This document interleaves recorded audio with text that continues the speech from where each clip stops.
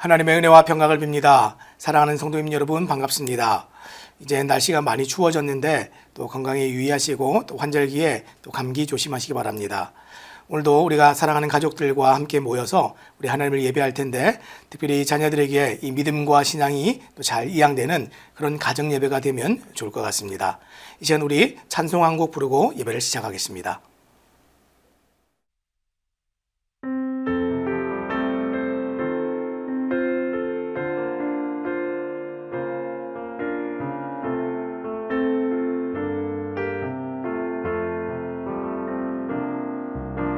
주님의 사랑이 이곳에 가득하기를 기도합니다. 주님의 평화가 우리들 가운데 있기를 원합니다. 주님의 사랑이 이곳에 가득하기를 기도합니다. 주님의 평화가 우리들 가운데 있기를 원합니다. 때로는 지치고 때로는 고뇌도 주만을 바라보면서 세상의 고통이 내게 닥쳐와도 주만을 사랑하리라. 주님의 축복이 이곳에 넘쳐나기를 원합니다. 주님의 사랑이 이곳에 가득하기를 기도합니다. 때로는 지치고 때로는 고뇌도 주만을 바라보면서 세상의 고통이 내게 닥쳐와도 주만을 사랑하리라. 주님의 축복이 이곳에 넘쳐나기를 원합니다. 주님의 사랑이 이곳에 가득하기를 기도합니다.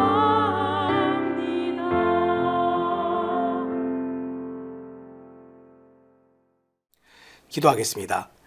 하나님 감사합니다. 오늘도 우리에게 또 귀한 말씀을 주시고 또 이 말씀을 통하여서 또 하나님을 찬양하고 예배하고 또 우리가 믿음으로 또 살아갈 수 있도록 허락하여 주시니 감사를 드립니다. 이 시간 우리가 함께 온 가족이 모여서 예배를 드릴 때에 하나님께서 우리의 가정을 또 경건하게 하시고 거룩하게 빚어서 또 하나님의 귀한 도구로 또 사용하여 주시기를 간절히 기도합니다. 특별히 기도할 때에 우리의 자녀들이 또 이 악한 세대 가운데 또 거룩한 자녀로서 또 잘 지켜질 수 있도록 도와주시고 믿음으로 이 땅을 살아가는 또 그런 귀한 일들이 또 계속해서 이어져 갈 수 있도록 주님 도와주시옵소서. 늘 예배하는 가운데 우리 주님께서 주인 되어 주심을 감사드리며 예수님 이름으로 기도합니다. 아멘. 찬송 한 곡 더 부르겠습니다.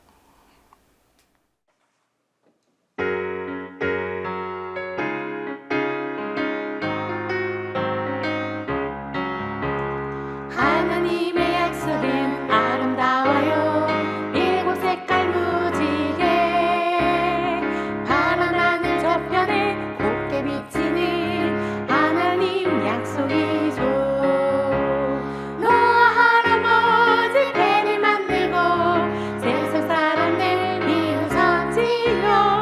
죄를 이웃이고 예수 믿으면 누구나 구원 얻죠. 하나님의 약속은 아름다워요. 일곱 색깔 무지개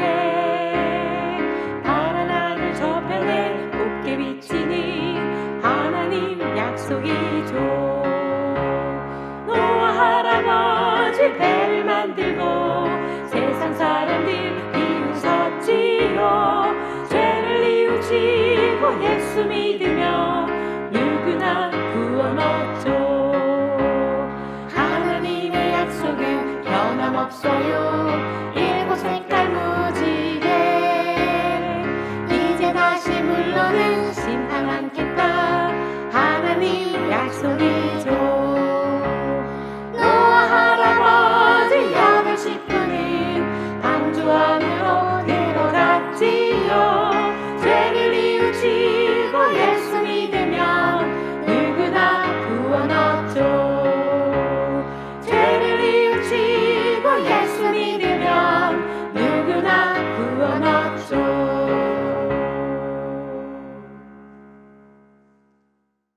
오늘 함께 나눌 말씀은 디모데전서 6장 3절부터 10절까지 말씀입니다. 제가 이 말씀을 읽어드릴 때 가족들과 함께 눈으로 잘 따라 읽으시기 바랍니다.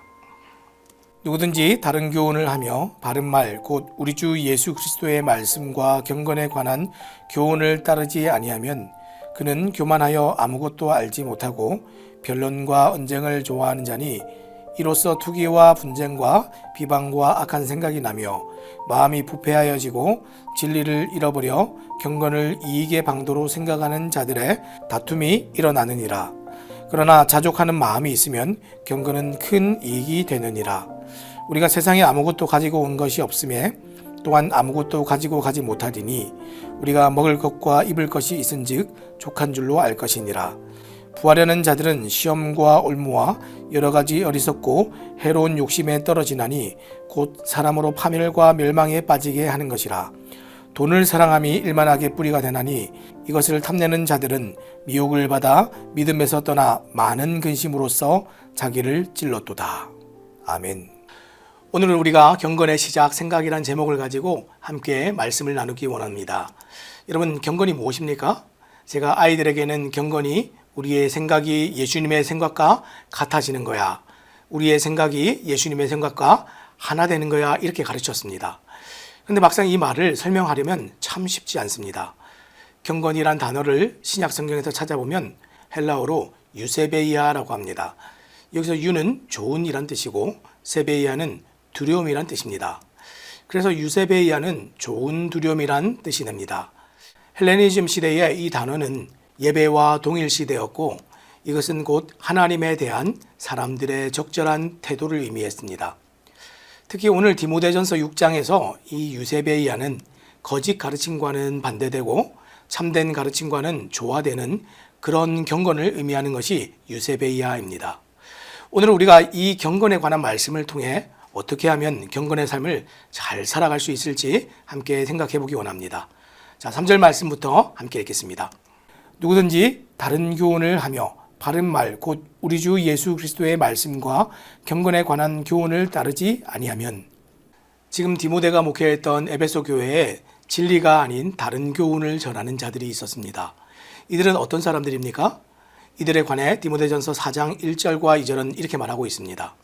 그러나 성령이 밝히 말씀하시기를 후일에 어떤 사람들이 믿음에서 떠나 미혹하는 영과 귀신의 가르침을 따르리라 하셨으니 자기 양심이 화인을 맞아서 외식함으로 거짓말하는 자들이라.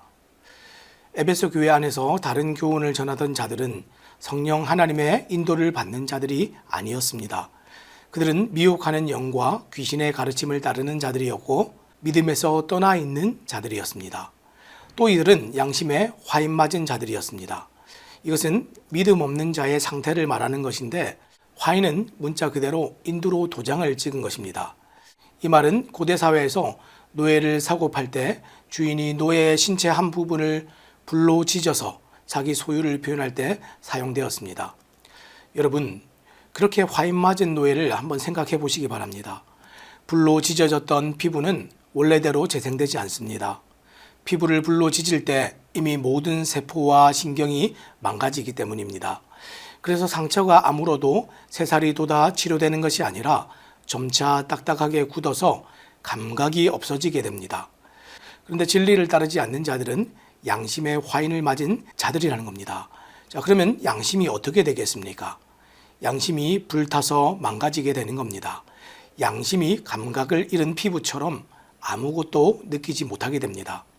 결국 양심이 기능을 상실하여서 무감각해지고 죄를 죄로 여기지 않게 되는 겁니다. 하지만 양심에 화인 맞은 자들은 죄에 대한 자신의 무감각함을 절대로 드러내지 않습니다. 오히려 더 경건한 사람인 것처럼 자신을 포장하고 과시합니다. 그래서 성경은 이 불경건한 자들을 향해서 거짓말하는 자들, 외식하는 자들 이렇게 얘기했습니다. 여러분, 그러면 외식은 무슨 뜻입니까? 원래 헬라어 원어에서 이 외식은 가면을 쓰다라는 뜻을 가지고 있습니다. 가면 뒤에 자기를 숨기고 경건을 가장하여 자신을 과시하는 겁니다. 이렇게 가면을 쓰고 에베소 교회 안에서 자신을 과시하며 거짓된 것을 가르치던 자들이 바로 거짓 교사들입니다. 진리에 관심이 없었던 이 사람들은 예수님의 말씀이나 경건과는 거리가 먼 사람들입니다. 경건은 주님 보시기에 옳지 않은 것을 멀리하고 주님 보시기에 바른 것을 따라가는 것인데 이 사람들은 정반대로 그렇게 살았습니다. 여러분, 성경이 절대적으로 지지하는 옳은 것이 무엇입니까? 우리 주님께서 친히 하신 말씀이 옳은 것이고 그분의 말씀에 근거한 모든 진리가 다 옳은 것입니다. 따라서 경건은 모든 면에서 옳으신 예수님만 생각하고 모든 순간 진리이신 예수님 안에 거하는 것, 이것이 경건입니다. 쉽게 말하면 예수님과 모든 면에서 하나 되는 겁니다. 예수님께서 무엇을 기뻐하실지, 예수님께서 무엇을 슬퍼하실지, 예수님께서 무엇을 칭찬하실지, 예수님께서 또 무엇을 책망하실지, 이런 것들을 의식하며 살아가는 것, 이것이 경건입니다. 우리의 믿음의 근거가 예수님이듯이 경건도 예수님께 근거해야 됩니다. 우리가 예수님을 생각하지 않는 순간 경건은 무너지게 되어 있습니다. 따라서 경건 훈련의 가장 기초는 예수님을 단순하게 따라가는 것, 이것이 경건 훈련의 가장 초보가 되고 시작입니다. 예수님을 선택하는 결단을 매 순간 해야 됩니다. 이 일은 우리가 하루 동안 우리의 생각을 다스리는 것으로 나타납니다. 만일 하루 동안 우리의 생각을 다스리지 않는다면 어떻게 되겠습니까?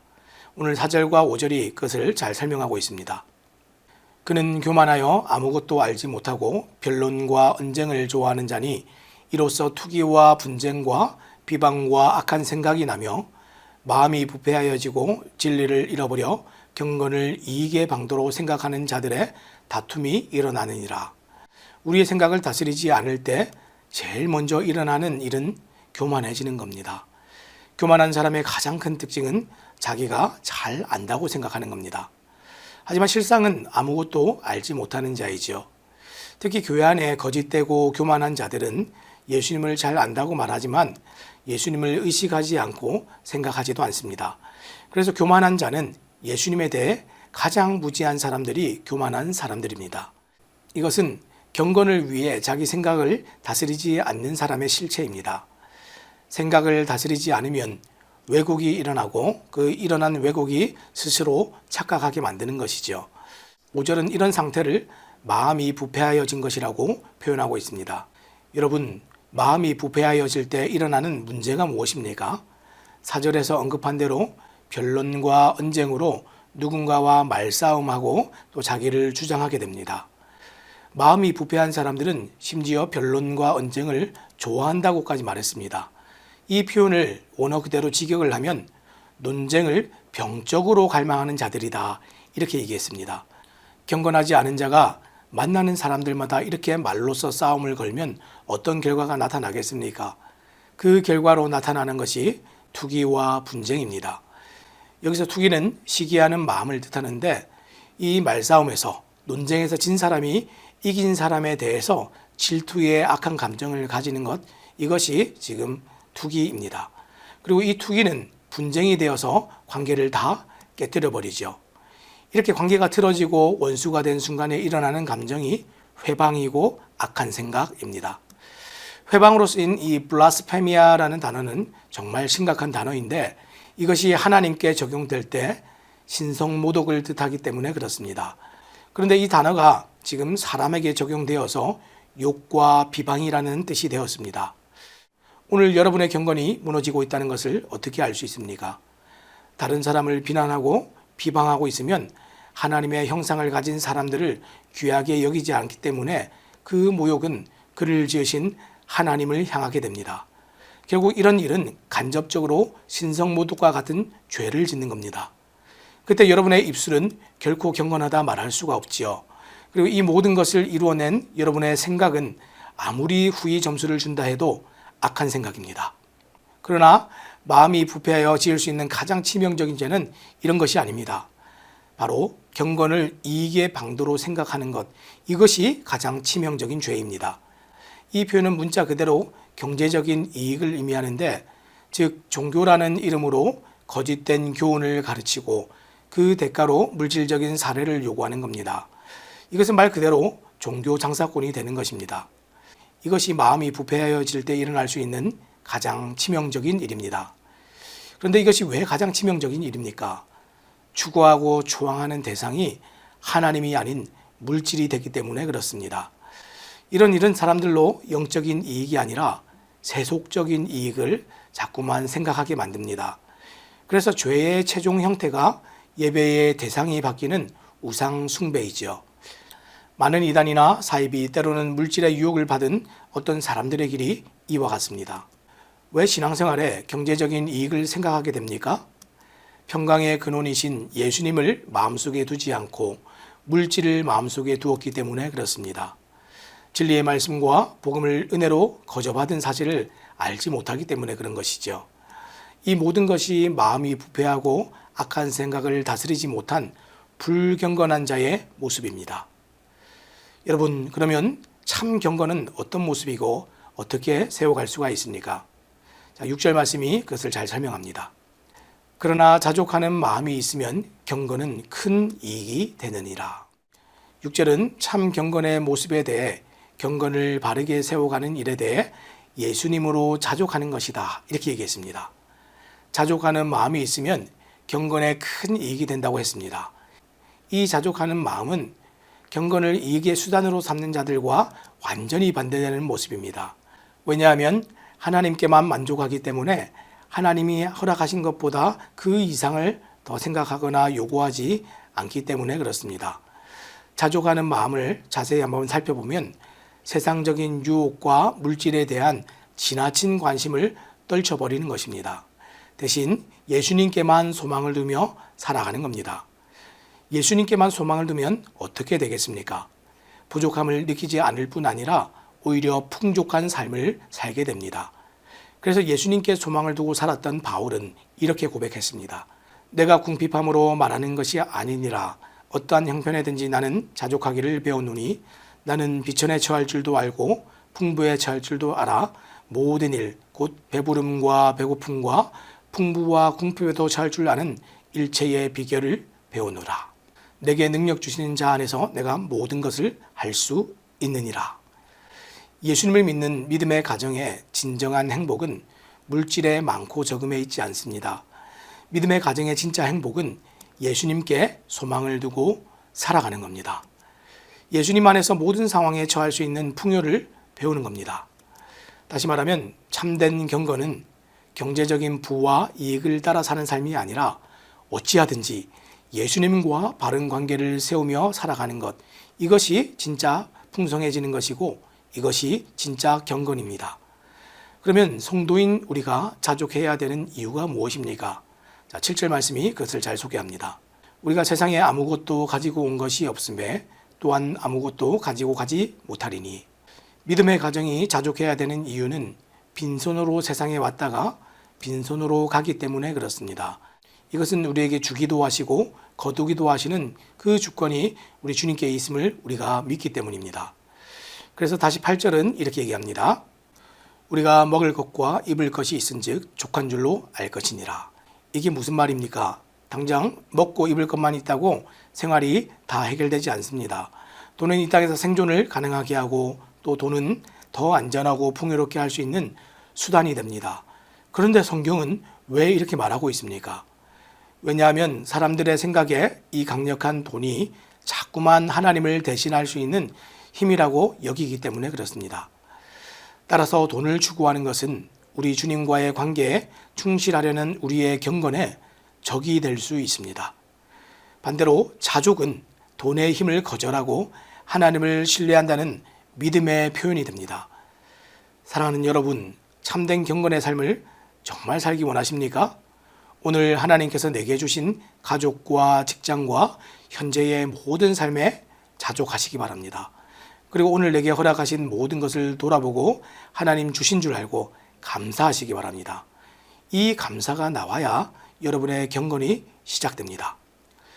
여전히 세상의 것에 미련이 있고 아쉬움이 남는다면 우리는 결코 경건할 수 없습니다. 그래서 9절과 10절은 세상이 우리의 경건을 방해하고 미혹한다는 것을 이렇게 밝히고 있습니다. 부하려 하는 자들은 시험과 올무와 여러 가지 어리석고 해로운 욕심에 떨어지나니 곧 사람으로 파멸과 멸망에 빠지게 하는 것이라. 돈을 사랑함이 일만하게 뿌리가 되나니 이것을 탐내는 자들은 미혹을 받아 믿음에서 떠나 많은 근심으로써 자기를 찔러도다. 돈을 사랑하고 추구하면 더 풍성한 삶을 살 줄로 알았는데 그 끝이 지금 어떻게 된다고 얘기했습니까? 사람으로 파멸과 멸망에 빠지게 한다. 이렇게 얘기했습니다.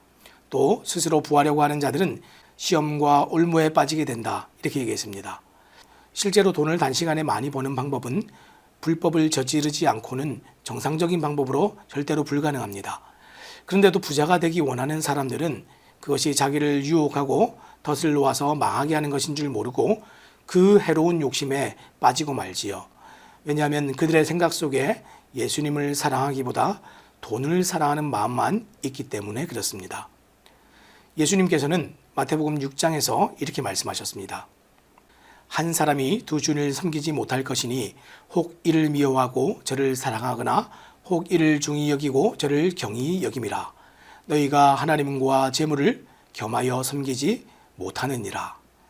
예수님께서는 분명히 하나님과 재물을 같이 섬길 수 없다고 하셨고 결국 우리의 생각 속에서 더 중요하게 여기는 것을 선택하게 된다고 말씀하셨습니다. 그래서 경건한 삶의 시작은 생각을 다스리는 것에서부터 시작합니다. 자, 이제 말씀을 맺겠습니다. 오늘 마지막 10절은 돈을 사랑함이 일만 악의 뿌리다 이렇게 얘기했는데 어떤 악이든 악한 생각이 떠오를 때 아예 억눌러 버려야 됩니다. 그것이 뿌리를 내려서 더 크게 자라게 한다면 여러분은 경건을 위해 생각을 다스리는 일이 아마 더 힘들어질 겁니다. 독사의 알은 독사가 되지 못하도록 아직 알일 때 밟아버려야 됩니다. 마찬가지로 죄는 마음에 주리를 들고 앉기 전에 쫓아내야 됩니다. 죄를 습관적으로 범하다 보면 양심이 마비가 되어서 양심이 화인을 맞아서 점점 더 뻔뻔하고 무감각한 그런 죄인이 되고 맙니다. 그리고 결국에는 하나님도 두려워하지 않는 그런 사람이 되고 말지요. 자, 그런 것은 하나님을 대하는 올바른 태도가 아니며 경건이 아닌 불경건입니다. 그래서 우리의 생각에 경건을 무너뜨리는 유혹이 찾아오면 우리는 그것이 더 이상 자라지 못하도록 생각에서부터 부지런히 잘라내야 됩니다.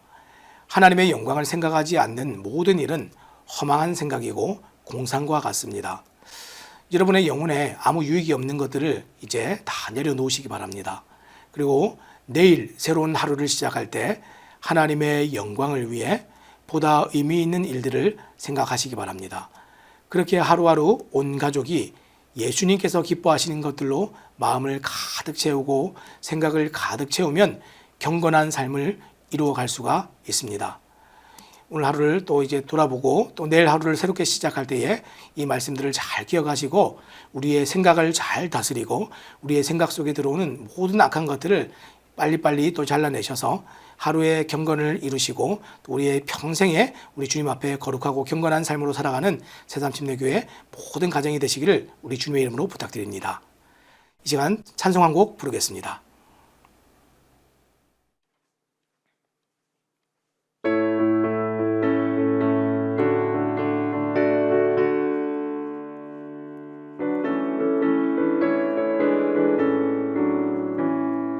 주님 약속하신 말씀 위에서 영원토록 주를 찬송하리라. 소리 높여 주께 영광 돌리며 약속 믿고 굳게 서리라. 약속 믿고 굳게 서 영원하신 말씀 위에 굳게 서리. 말씀 위에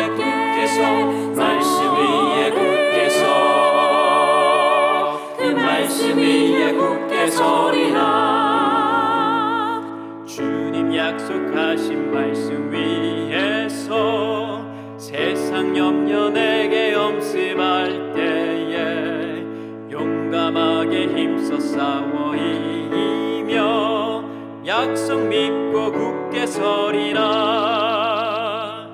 약속 믿고 굳게 서, 약속 믿고 굳게 서, 영원하신 말씀 위에 굳게 서리.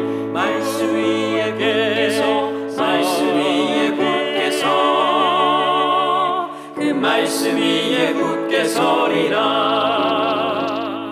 주님 약속하신 말씀 위에서 영원하신 주의 사랑이 믿고 성령으로 힘써 싸워 이기며 약속 믿고 굳게 서리라. 약속 믿고 굳게 서, 약속 믿고 굳게 서, 영원하신 말씀 위에 굳게 서리. 말씀 위에 굳게 서, 말씀 위에 굳게 서, 그 말씀 위에 굳게 서리라.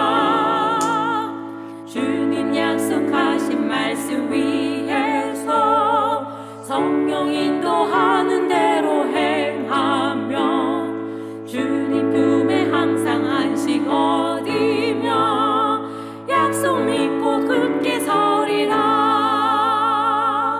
약속 믿고 굳게 서, 약속 믿고 굳게 서, 영원하신 말씀 위에 굳게 서리. 말씀 위에 굳게 서, 말씀 위에 굳게 서, 그 말씀 위에 굳게 서리라. 기도하겠습니다. 하나님 감사합니다. 오늘 우리가 경건의 시작, 생각이라는 제목을 가지고 말씀을 나누었습니다. 우리의 생각 속에 참으로 세상에 거짓된 것들이 많이 들어올 때가 있습니다. 그런데 우리가 그것을 쫓아가거나 붙들 때 우리의 경건이 무너진다 하는 것을 우리가 생각해 보았습니다. 에베소 교회 안에는 이 거짓을 가르치는 선생들이 들어와서 정말 거짓된 것들을 많이 가르치고 사람들의 생각 속에 자꾸만 악한 것들을 집어넣었는데 그때마다 이 사람들은 하나님의 말씀과 진리와 또 하나님께서 기뻐하시는 것들을 자꾸만 생각하고 선택하는 훈련을 하나님으로부터 또 말씀으로부터 들었습니다. 하나님, 우리도 이 하루를 살아가는 동안에 우리의 생각에 무엇이 있는지 살필 수 있도록 도와주시고 경건한 삶으로 하나님 앞에 정말 인정되는 자녀로 그런 성도로 교회로 살아갈 수 있도록 우리를 붙들어 주시옵소서. 오늘도 귀한 말씀 주심을 감사드리며 예수님 이름으로 기도합니다. 아멘. 오늘 말씀 잘 들으셨죠? 우리가 하루하루 살아가는 일, 또 경건하게 살아가는 일은 그냥 쉽게 되는 것이 아니라 정말 고군분투해야 됩니다. 그래서 우리의 생각에 뭐가 있는지, 우리가 어떤 거짓된 것들에 끌려가고 있지는 않은지 하나님 말씀을 통해서 잘 살피시고, 이제 또 한 해가 또 마무리되어 가는데 또 새로운 한 해를 계획할 때에, 또 하루하루를 또 계획할 때에 정말 하나님 말씀에 비추어서 우리 주님께서 기뻐하시는 일들을 선택하고 또 계획하기를 또 힘쓰는 또 새삼신대교회 모든 성도님들과 모든 가정이 되기를 또 우리 주님의 이름으로 부탁드립니다. 특별히 우리 자녀들에게도 이 말씀을 또 잘 가르쳐 주셔서 엄마 아빠가 정말 거룩하고 경건한 삶으로 살았던 것들을 본을 잘 보이시고 자녀들도 이 삶을 잘 따라갈 수 있도록 그렇게 가이드하시면 좋을 것 같습니다. 오늘 밤도 평안하시고 또 오는 주일 교회에서 뵙도록 하겠습니다.